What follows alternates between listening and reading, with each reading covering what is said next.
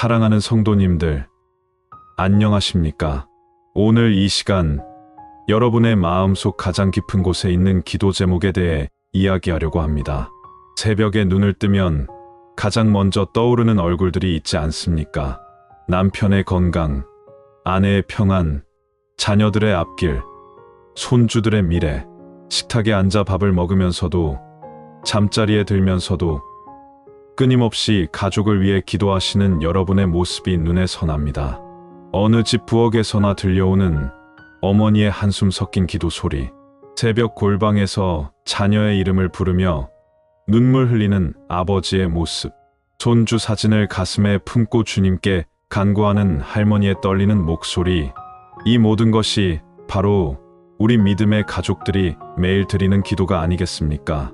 그런데 때로는 이런 의문이 드실 때가 있으시지 않습니까? 내가 드리는 이 기도를 하나님께서 정말 들어주실까? 수없이 반복해서 드리는 이 간구를 주님께서 응답하실까? 가족을 위한 기도가 너무 평범하고 일상적인 것 같아서 혹시 하나님께 부담을 드리는 건 아닐까 하는 염려까지 드실 때가 있으실 겁니다. 특히 오랫동안 기도해도 눈에 보이는 변화가 없을 때 우리 마음은 더욱 힘들어집니다. 10년, 20년을 기도해도 자녀가 교회로 돌아오지 않을 때, 매일 건강을 위해 기도하는데도 가족이 병상에 누워 있을 때, 화목을 위해 간절히 기도하는데도 가족 간의 갈등이 깊어질 때, 이럴 때 우리는 과연 내 기도가 하늘에 상달되고 있는 것인지, 주님께서 정말 들으시는 것인지 의심하게 됩니다. 혹시 내가 뭔가 잘못하고 있는 건 아닌지, 내 기도 방법이 틀린 건 아닌지 고민하게 됩니다. 그러나 오늘 이 시간 저는 확신을 가지고 말씀드립니다. 하나님께서는 여러분의 가족을 위한 기도를 가장 귀하게 여기신다는 것을 말입니다. 여러분이 생각하시는 것보다 훨씬 더 가까이에서 훨씬 더 세밀하게 여러분의 기도를 들으시고 계십니다. 특별히 오늘은 가족을 위해 기도할 때 하나님께서 반드시 들으시는 세 가지 간구에 대해 나누고자 합니다.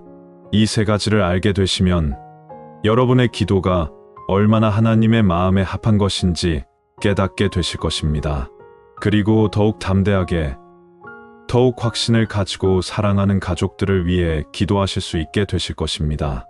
또한 지금까지 드렸던 기도들이 결코 헛되지 않았다는 것을 확인하시게 될 것입니다. 하나님께서는 여러분의 기도 한마디 한마디를, 여러분의 눈물 한 방울 한 방울을 다 기억하고 계십니다. 그러니 오늘 이 말씀을 통해 새로운 힘과 용기를 얻으시기 바랍니다. 첫 번째로, 가족의 구원과 영혼을 위한 기도입니다. 이것은 하나님께서 가장 기뻐하시는 기도이자 가장 먼저 응답하고 싶어 하시는 기도입니다. 많은 분들이 자녀의 성공, 손주의 대학 진학, 가족의 사업 번창을 위해 기도하십니다.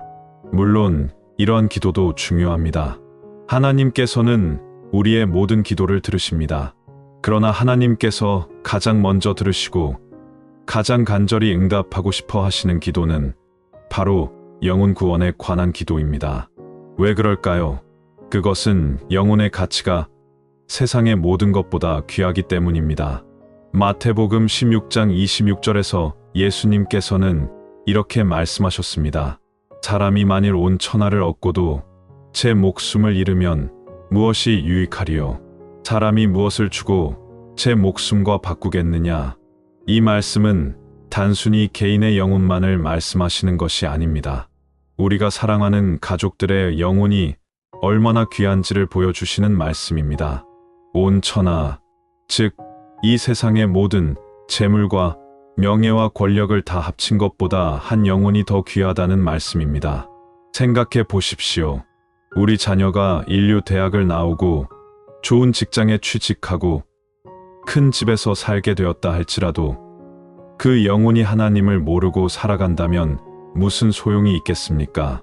손주가 의사가 되고 변호사가 되고 사업가가 되었다 할지라도 그 영혼이 주님을 만나지 못한다면 진정한 성공이라고 할 수 있겠습니까? 배우자가 건강하고 물질적으로 풍요롭다 할지라도 그 영혼이 구원받지 못한다면 영원한 관점에서 볼 때 어떤 의미가 있겠습니까? 저는 목회 현장에서 수많은 가정을 만나왔습니다. 그 중에는 물질적으로 풍요롭고 사회적으로 성공한 가정들도 많았습니다. 큰 아파트에 살고 좋은 차를 타고 자녀들도 좋은 학교를 다니는 가정들이었습니다. 그러나 그들의 얼굴에서 진정한 평안과 기쁨을 발견하기 어려울 때가 많았습니다. 부부 사이에 사랑이 식어 있고 자녀들과의 대화가 단절되어 있고 돈은 많지만 마음은 공허한 가정들이었습니다. 반면에 물질적으로는 넉넉지 않아도 온 가족이 함께 예배드리고 함께 기도하는 가정에서는 설명할 수 없는 평안과 기쁨이 흘러넘쳤습니다. 비록 작은 집에 살고 경제적으로 어려움이 있어도 그 가정에는 하나님의 임재가 있었고 진정한 행복이 있었습니다. 이것이 바로 영혼 구원의 중요성입니다. 2025년을 살아가는 우리 시대는 참으로 어려운 시대입니다. 코로나 이후 더욱 각박해진 세상, 경제적 어려움, 가치관의 혼란 속에서 많은 가정들이 힘들어하고 있습니다.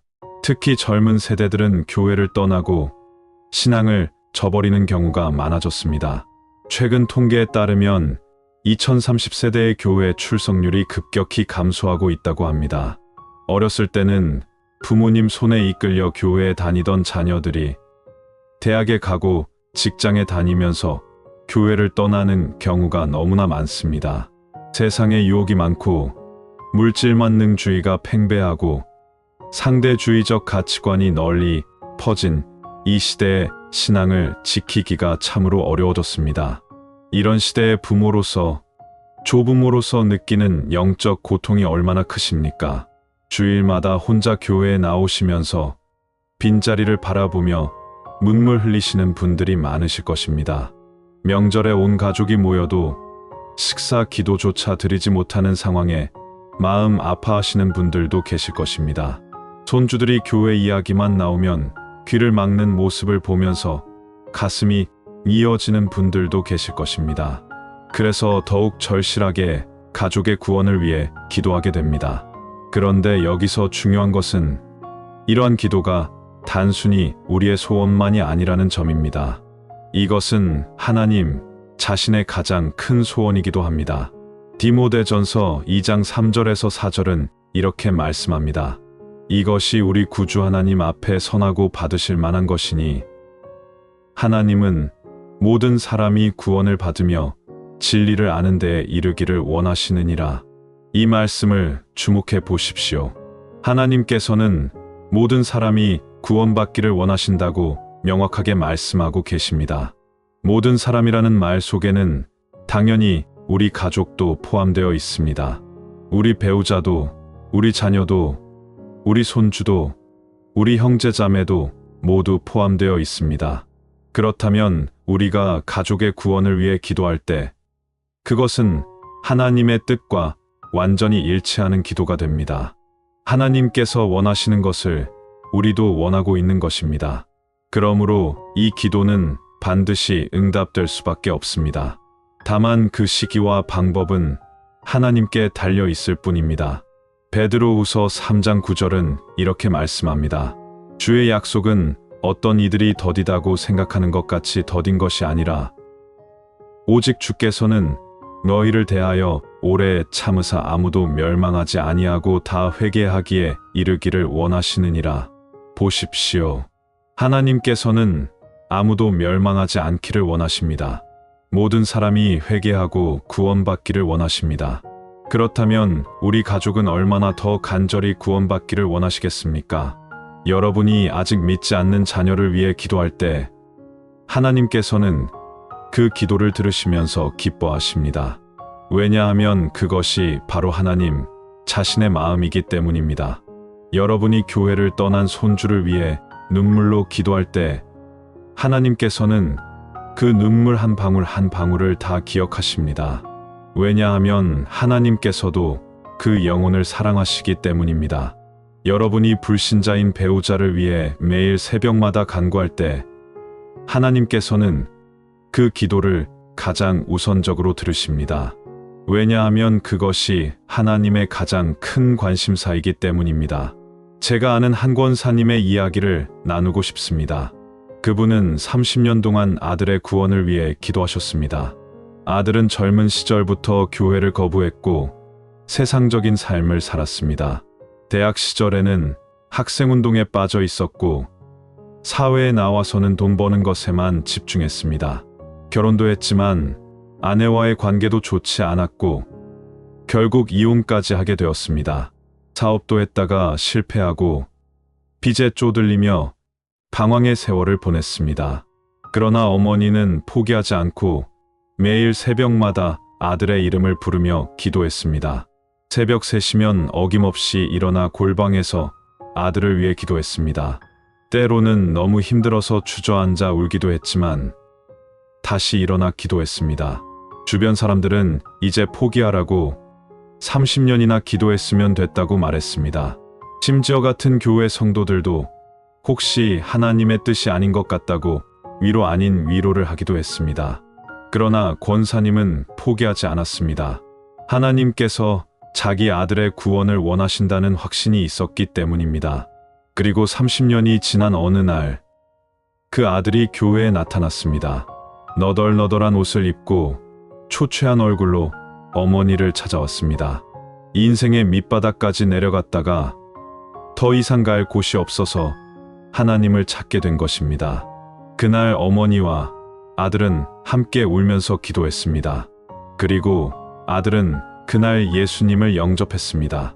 지금 그 아들은 열심히 신앙생활을 하며 자신처럼 방황하는 사람들을 돕는 사역을 하고 있습니다. 회복사역 전문 선교 단체에서 간사로 일하면서 중독자들과 노숙자들에게 복음을 전하고 있습니다. 자신의 아픔과 실패가 오히려 다른 사람들을 돕는 귀한 도구가 된 것입니다. 그리고 권사님은 이렇게 고백하셨습니다. 30년이 아니라 50년을 기도했어도 후회하지 않았을 것이라고. 아들의 영혼을 구원받은 것을 보는 기쁨에 비하면 그 세월의 눈물은 아무것도 아니라고 말입니다. 사랑하는 성도님들, 가족의 구원을 위한 기도는 결코 헛되지 않습니다. 비록 당장 눈에 보이는 변화가 없을지라도 하나님께서는 반드시 그 기도를 들으십니다. 그리고 하나님의 때에 하나님의 방법으로 응답하십니다. 누가복음 15장의 탕자의 비유를 기억하십니까? 아버지는 떠난 아들을 기다렸습니다. 매일 길 끝을 바라보며 아들이 돌아오기를 기다렸습니다. 그리고 아들이 돌아왔을 때 달려가서 그를 안아주었습니다. 이것이 바로 우리 하나님의 마음입니다. 하나님께서는 지금도 여러분의 가족이 돌아오기를 기다리고 계십니다. 그리고 여러분의 기도를 들으시며 그들의 마음을 준비시키고 계십니다. 포기하지 마십시오. 계속해서 기도하십시오. 여러분의 그 눈물 기도가, 여러분의 그 간절한 심정이 하늘 보좌 앞에 상달되고 있습니다. 시편 56편 8절은 이렇게 말씀합니다. 나의 유리함을 주께서 계수하셨으니 나의 눈물을 주의 병에 담으소서. 이것이 주의 책에 기록되지 아니하였나이까. 하나님께서는 여러분의 눈물을 병에 담으시고 책에 기록하십니다. 가족의 구원을 위해 흘린 여러분의 눈물 한 방울도 하나님께서는 잊지 않으십니다. 그러니 담대하게 기도하십시오. 하나님께서 가장 기뻐하시는 이 기도를 계속하십시오. 두 번째로, 가족의 건강과 보호를 위한 기도입니다. 이것은 모든 부모와 조부모의 마음에서 우러나오는 가장 자연스러운 기도입니다. 특히 50대에서 70대에 이르는 우리 세대는 나이가 들수록 가족의 건강이 얼마나 소중한지 더욱 절실히 깨닫게 됩니다. 젊었을 때는 건강을 당연하게 여겼습니다. 밤을 새워도 괜찮았고 무리해도 금방 회복되었습니다. 그러나 나이가 들면서 건강의 소중함을 뼈저리게 느끼게 됩니다. 작은 병 하나도 큰 고통이 되고 사소한 사고도 큰 위험이 될 수 있다는 것을 알게 됩니다. 그래서 더욱 가족의 건강을 위해 기도하게 됩니다. 아침에 일어나 자녀에게 전화를 걸 때 가장 먼저 묻는 말이 무엇입니까? 잘 지내니? 아프지 않니? 건강은 괜찮니? 하는 말들입니다. 손주를 볼 때도 마찬가지입니다. 밥은 잘 먹는지, 감기는 안 걸렸는지, 다친 데는 없는지 세세하게 살피게 됩니다. 배우자의 건강도 매일 확인하게 됩니다. 약은 제때 먹었는지, 병원 검진은 받았는지, 무리하지는 않는지 걱정하게 됩니다. 이것이 바로 가족을 향한 우리의 사랑이 아니겠습니까? 그런데 어떤 분들은 이런 기도가 너무 일상적이고 평범한 것 같아서 하나님께 이런 것까지 기도해도 되는지 망설이실 때가 있습니다. 큰 일도 아닌데 이런 작은 일로 하나님을 귀찮게 해도 될까 하는 생각을 하시는 것입니다. 심지어 어떤 분은 이렇게 말씀하시기도 합니다. 하나님께서는 온 우주를 다스리시는 분인데 내 가족의 감기 정도는 너무 사소한 것 아니냐고. 세계 평화나 인류 구원 같은 큰 일에 비하면 우리 가족의 건강 문제는 너무 작은 것 같다고 말씀하십니다. 그러나 성경은 분명히 말씀합니다. 시편 91편 9절에서 11절을 보십시오. 내가 여호와를 내 피난처로 삼으며 지극히 높으신 이를 내 거처로 삼았으므로 화가 내게 미치지 못하며 재앙이 내 장막에 가까이 오지 못하리니 그가 너를 위하여 그의 천사들을 명령하사 내 모든 길에서 너를 지키게 하심이라. 이 말씀을 보십시오. 하나님께서는 우리를 지키시는 분이십니다. 우리의 모든 길에서 우리를 보호하시는 분이십니다. 단순히 큰 위험에서만 지키시는 것이 아닙니다. 모든 길에서, 즉 우리 일상의 모든 순간에서 지키신다는 말씀입니다. 그렇다면 우리 가족도 마찬가지가 아니겠습니까? 하나님께서는 우리 자녀를, 우리 손주를, 우리 배우자를 지키시기를 원하십니다. 오히려 하나님께서는 우리가 가족의 건강과 안전을 위해 기도하기를 기뻐하십니다. 왜냐하면 그것이 우리에게 주신 가족에 대한 책임이자 사랑의 표현이기 때문입니다. 요한 3서 1장 2절은 이렇게 말씀합니다. 사랑하는 자여, 내 영혼이 잘됨 같이 내가 범사에 잘되고 강건하기를 내가 간구하노라. 이 말씀은 사도 요한이 가이오라는 믿음의 형제를 위해 기도한 내용입니다. 영혼의 구원뿐만 아니라 육신의 건강과 범사의 형통함까지도 기도하고 있습니다. 이것이 바로 성경적인 기도의 모습입니다. 우리는 가족의 영혼뿐만 아니라 육신의 건강과 일상의 평안함을 위해서도 기도할 수 있고 또 기도해야 합니다. 하나님께서는 우리의 전인적인 복을 원하시는 분이십니다. 영혼만 구원받고 육신은 고통받기를 원하시는 분이 아닙니다. 우리의 영혼도 육신도 모든 삶의 영역이 다 강건하기를 원하시는 분이십니다. 2025년 현재 우리 사회는 각종 질병과 사고의 위험에 노출되어 있습니다.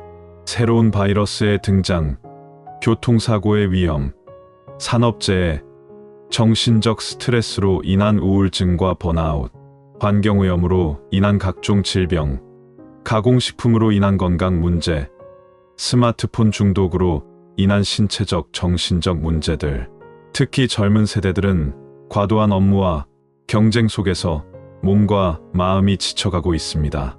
최근 통계에 따르면 2030세대의 번아웃 증후군이 급증하고 있다고 합니다. 과로사, 과로 자살 같은 안타까운 소식도 자주 들려옵니다. 직장에서의 스트레스, 경제적 압박, 일에 대한 불안감이 젊은 세대를 짓누르고 있습니다. 이런 시대의 부모로서, 조부모로서 느끼는 걱정이 얼마나 크십니까? 자녀가 야근을 한다고 하면 밤새 잠을 못 이루고 손주가 학교에서 다쳤다는 소식을 들으면 가슴이 철렁 내려앉습니다. 배우자가 병원에 간다고 하면 온종일 마음을 졸이고 검사 결과를 기다리는 시간은 마치 영원처럼 느껴집니다. 요즘 같은 세상에는 언제, 어디서 무슨 일이 일어날지 모릅니다. 아침에 건강하게 나갔던 가족이 저녁에 사고를 당할 수도 있습니다. 그래서 더욱 간절히 기도하게 됩니다. 이 모든 염려와 걱정을 기도로 가져가십시오. 하나님께서는 우리의 이런 마음을 다 아십니다. 그리고 우리가 기도할 때 하나님께서는 천사를 보내어 우리 가족을 지키십니다. 빌립보서 4장 6절에서 7절은 이렇게 말씀합니다. 아무것도 염려하지 말고 다만 모든 일에 기도와 간구로 너희 구할 것을 감사함으로 하나님께 아뢰라. 그리하면 모든 지각에 뛰어난 하나님의 평강이 그리스도 예수 안에서 너희 마음과 생각을 지키시리라. 보십시오. 염려하지 말고 기도하라고 하셨습니다. 그리고 기도하면 하나님의 평강이 우리 마음과 생각을 지킨다고 약속하셨습니다. 이것은 단순히 우리의 마음만 편안해진다는 의미가 아닙니다. 하나님께서 실제로 우리와 우리 가족을 보호하신다는 의미입니다. 마음의 평안은 하나님께서 우리를 지키고 계신다는 증거입니다. 제가 아는 한 집사님의 간증을 나누고 싶습니다. 그분의 아들이 건설 현장에서 일하고 있었습니다. 위험한 고층 건물 공사 현장이었습니다. 어느 날 어머니는 아침 기도 중에 아들에 대한 강한 불안감을 느꼈습니다. 평소와 다른 설명할 수 없는 불안감이 마음을 짓눌렀습니다. 그래서 그날 하루 종일 아들의 안전을 위해 기도했습니다. 일하다가도 집안일을 하다가도 계속해서 아들을 위해 기도했습니다. 주님, 제 아들을 지켜주세요. 위험으로부터 보호해 주세요 하고 간절히 기도했습니다. 그날 저녁 아들에게서 전화가 왔습니다. 현장에서 큰 사고가 있었는데 자신은 기적적으로 화를 면했다는 것입니다. 철근이 떨어지는 바로 그 순간 갑자기 반대편으로 걸어가게 되어서 살았다고 합니다. 자신도 왜 그 순간에 갑자기 방향을 바꿔 걸었는지 모르겠다고 했습니다. 그냥 누군가가 자신을 부르는 것 같아서 뒤돌아섰는데 바로 그 자리에 철근이 떨어졌다는 것입니다. 함께 일하던 동료들도 기적이라고 말했다고 합니다. 나중에 확인해 보니 어머니가 불안함을 느끼고 기도하기 시작한 시간과 아들이 위험에서 벗어난 시간이 정확히 일치했습니다. 이것이 바로 기도의 능력입니다. 하나님께서는 어머니의 기도를 들으시고 천사를 보내어 아들을 지키셨던 것입니다. 사랑하는 성도님들, 우리 가족의 건강과 안전을 위한 기도를 멈추지 마십시오. 아침에 눈을 뜨면 가족 한 사람 한 사람의 이름을 부르며 기도하십시오. 오늘 하루도 하나님께서 지켜주시고 보호해 주시기를 간구하십시오. 출근하는 자녀를 위해, 학교 가는 손주를 위해, 집에 있는 배우자를 위해 기도하십시오. 그 기도는 결코 헛되지 않습니다. 하나님께서는 반드시 들으시고 천사를 보내어 여러분의 가족을 지키십니다.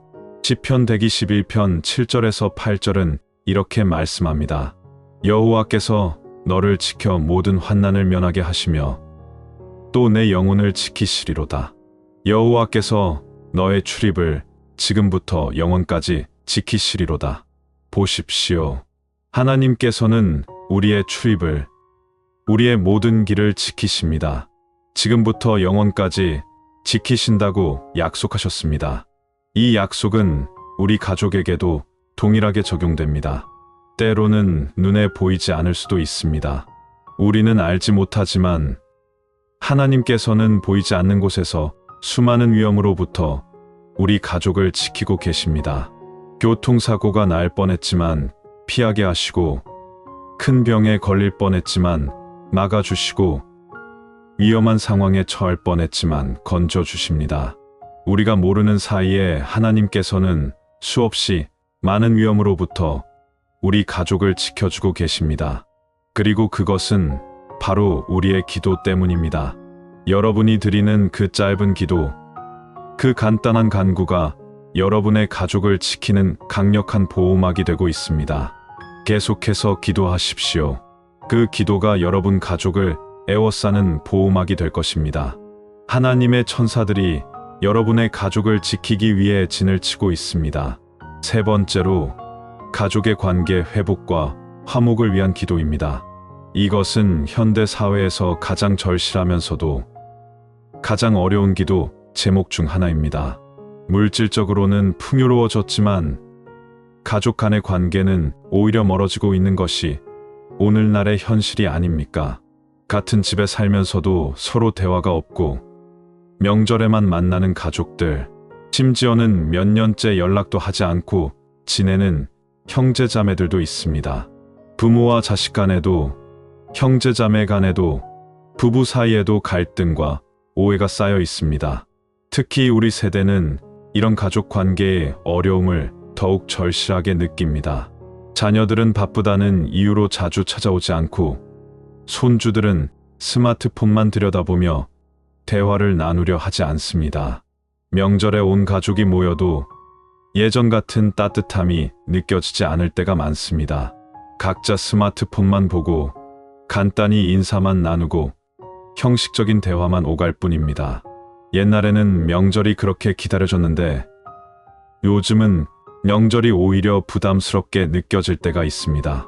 자녀들과 무슨 이야기를 나눠야 할지, 손주들과 어떻게 소통해야 할지 막막할 때가 많습니다. 세대 차이가 너무 커서 대화가 통하지 않는다고 느끼실 때도 많으실 것입니다. 이럴 때 부모로서, 조부모로서 느끼는 서운함과 외로움이 얼마나 큽니까? 평생을 자녀를 위해 희생하고 헌신했는데 이제 늙어서는 소외감을 느끼게 됩니다. 손주들이 귀엽고 사랑스러운데 마음대로 안아줄 수도 뺨에 뽀뽀할 수도 없는 세상이 되었습니다. 요즘 젊은 부모들은 아이들에게 할머니 할아버지라도 함부로 스킨십하지 말라고 가르친다고 합니다. 이런 현실 앞에서 우리 세대가 느끼는 당혹감과 서운함이 얼마나 크겠습니까? 그러나 더 큰 문제는 가족 간의 갈등과 다툼입니다. 재산 문제로, 부모 봉양 문제로, 과거의 상처로 인해 형제자매가 원수처럼 지내는 가정들이 너무나 많습니다. 유산 상속 문제로 형제가 법정까지 가는 경우도 흔합니다. 부모님 병수발 문제로 형제들이 서로 책임을 떠넘기며 다투는 경우도 많습니다. 과거에 누가 더 사랑받았느니, 누가 더 많이 받았느니 하는 오래된 앙금이 폭발하기도 합니다. 부부 사이도 마찬가지입니다. 오랜 세월을 함께 살아왔지만 소통이 단절되고 마음이 멀어져 각자의 방에서 각자의 삶을 살아가는 부부들이 적지 않습니다. 대화가 없어진 지 오래되고 서로의 존재가 공기처럼 당연하게만 느껴집니다. 사랑한다는 말 한마디, 고맙다는 말 한마디 나누지 못하고 살아갑니다. 심지어 어떤 부부는 같은 집에 살면서도 서로 얼굴을 마주치지 않으려고 애씁니다. 황혼 이혼을 생각하는 노년 부부들도 늘어나고 있다고 합니다. 이런 상황에서 중간에 낀 부모의 마음은 얼마나 아프겠습니까? 밤에 잠을 이루지 못하고 눈물로 베개를 적시는 분들이 많으실 것입니다. 자식들이 서로 싸우는 모습을 보면서 가슴이 찢어지는 고통을 느끼실 것입니다. 이 모든 것이 다 내 탓인 것 같아 자책하시는 분들도 계실 것입니다. 그런데 바로 이런 기도를 하나님께서는 가장 귀하게 여기십니다. 왜냐하면 가족의 화목과 일치는 하나님께서 가장 기뻐하시는 것이기 때문입니다. 시편 133편 1절은 이렇게 말씀합니다. 보라, 형제가 연합하여 동거함이 어찌 그리 선하고 아름다운고. 형제가 연합하여 동거하는 것, 즉 가족이 화목하게 지내는 것을 하나님께서는 선하고 아름답다고 말씀하셨습니다.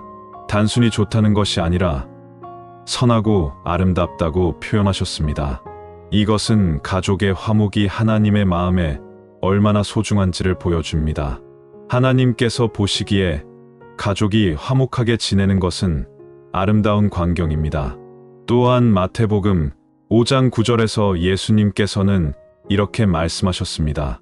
화평하게 하는 자는 복이 있나니 그들이 하나님의 아들이라 일컬음을 받을 것이며, 화평을 만드는 사람, 즉 관계를 회복시키고 화목하게 하는 사람을 하나님의 아들이라고 부르셨습니다.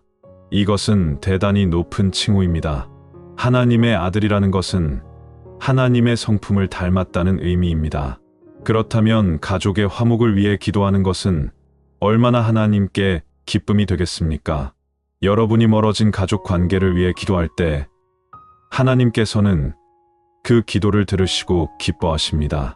여러분이 갈등하는 자녀들 사이를 위해 눈물로 중보할 때 하나님께서는 그 눈물을 귀하게 여기십니다. 왜냐하면 그것이 바로 예수님께서 십자가에서 이루고자 하셨던 화해와 화평의 사역이기 때문입니다. 에베소서 2장 14절은 이렇게 말씀합니다.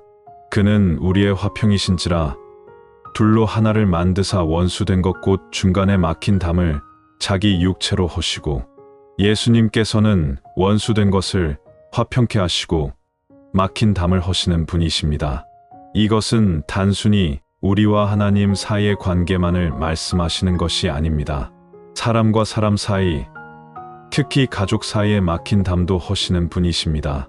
그러므로 가족의 관계 회복을 위한 기도는 예수님의 십자가 사역과 직접적으로 연결되어 있습니다. 예수님께서 십자가에서 피 흘리신 것은 우리를 구원하시기 위함이기도 하지만 동시에 화평과 화해를 이루시기 위함이었습니다. 2025년 현재 우리 사회의 가정 해체 현상은 심각한 수준입니다. 통계청 자료에 따르면 이혼율은 계속 증가하고 있고 1인 가구도 급증하고 있습니다. 결혼을 포기하는 젊은이들도 늘어나고 있고 출산율은 세계 최저 수준을 기록하고 있습니다.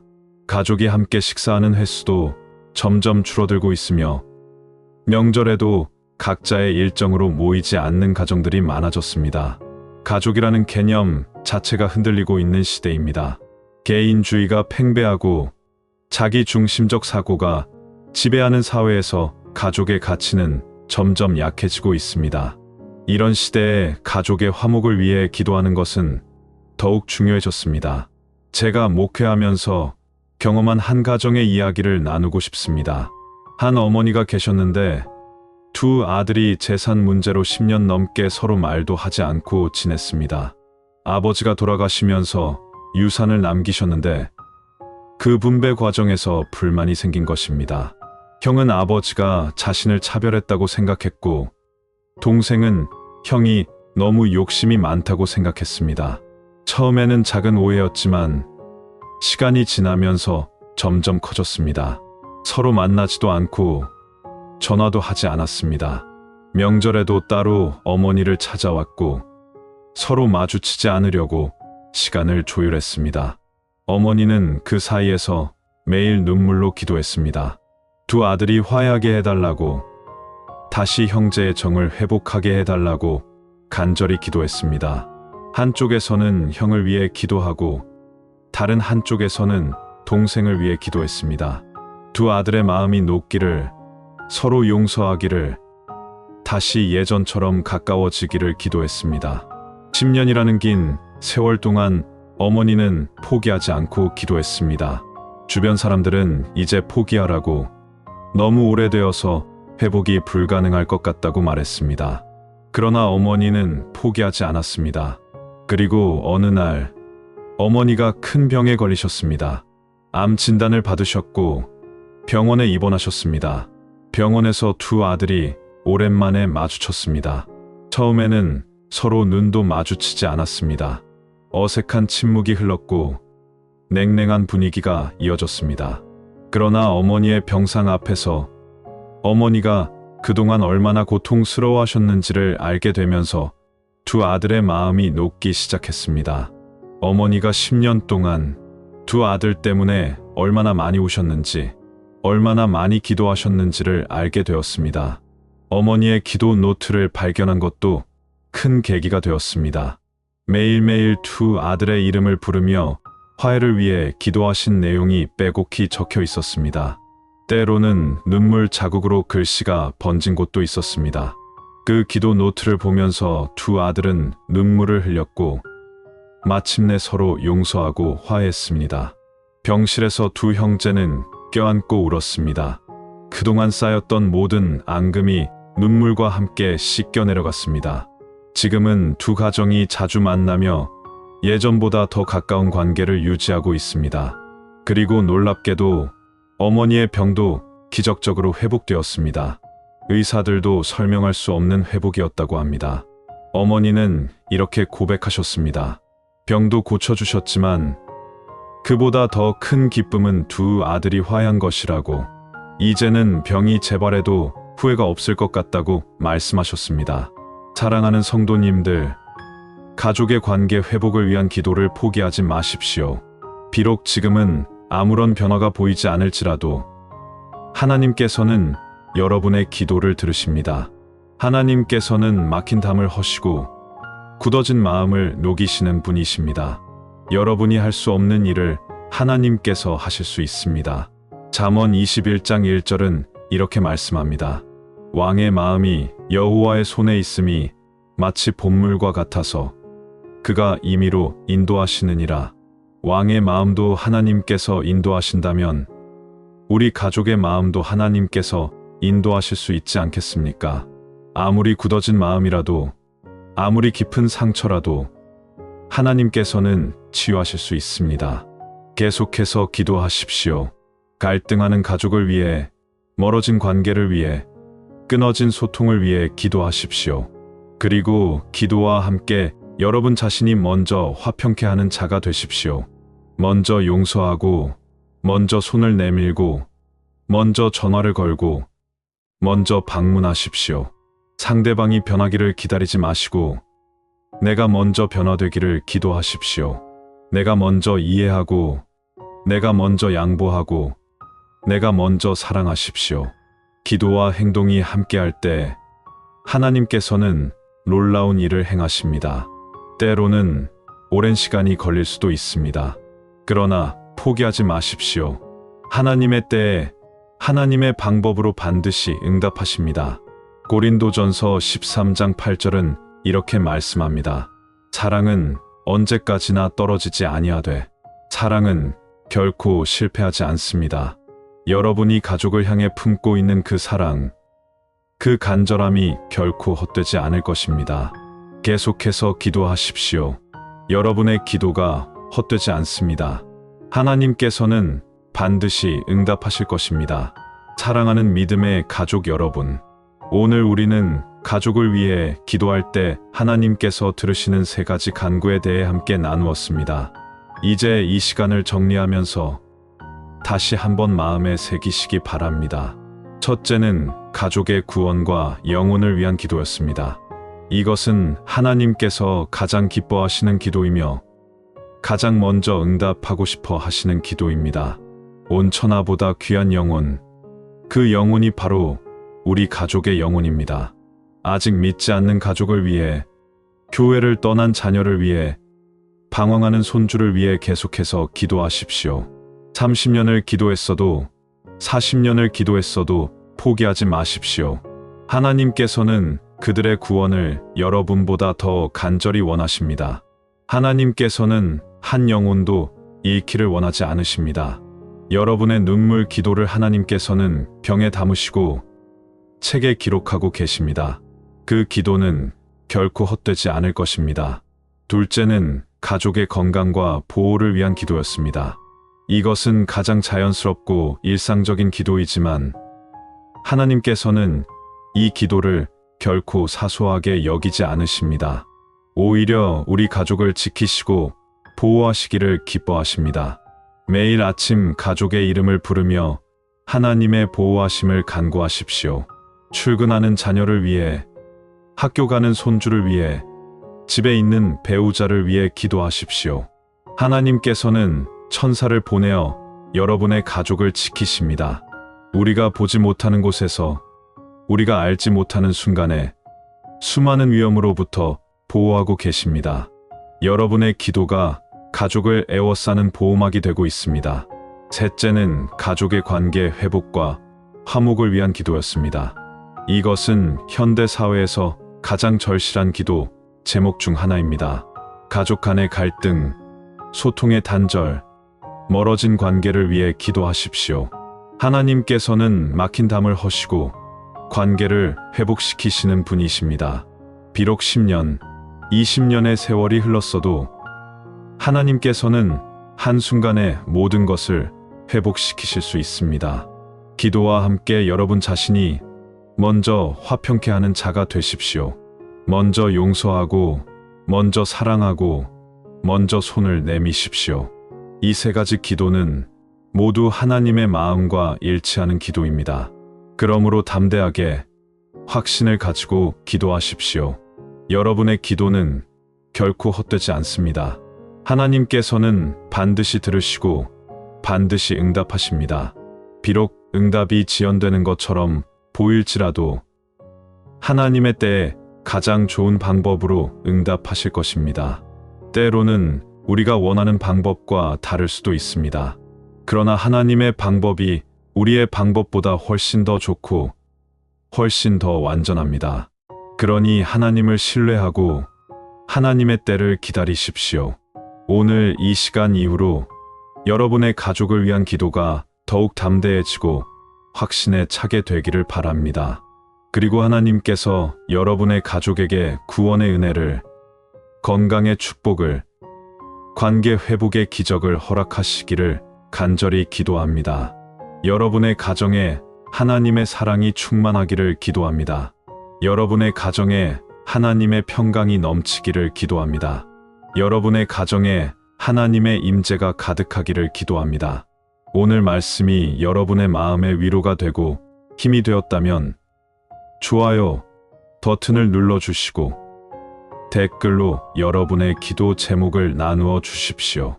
여러분이 어떤 가족을 위해 기도하고 계신지, 어떤 어려움을 겪고 계신지 나누어 주십시오. 함께 기도하며 응원하겠습니다. 우리는 한 가족입니다. 믿음 안에서 형제자매입니다. 서로의 짐을 함께 지고 서로를 위해 기도하는 것이 우리의 사명입니다. 그리고 구독과 알림 설정을 해두시면 앞으로도 여러분의 신앙생활에 도움이 되는 말씀들을 계속해서 받아보실 수 있습니다. 매주 여러분의 삶을 변화시키고 여러분의 가정을 축복하는 말씀을 전해드리겠습니다. 여러분과 함께 이 신앙의 여정을 걸어갈 수 있어서 감사합니다. 사랑하는 성도님들, 오늘도 여러분의 가정에 하나님의 평강과 은혜가 가득하기를 축복합니다. 여러분의 기도를 들으시는 하나님께서 반드시 응답하실 줄로 믿습니다. 여러분과 여러분의 모든 가족들을 주님의 이름으로 축복합니다. 하나님의 사랑이 여러분의 가정을 에워싸기를 기도합니다. 하나님의 능력이 여러분의 가정을 보호하시기를 기도합니다. 하나님의 은혜가 여러분의 가정을 변화시키기를 기도합니다. 예수님의 이름으로 기도합니다. 아멘.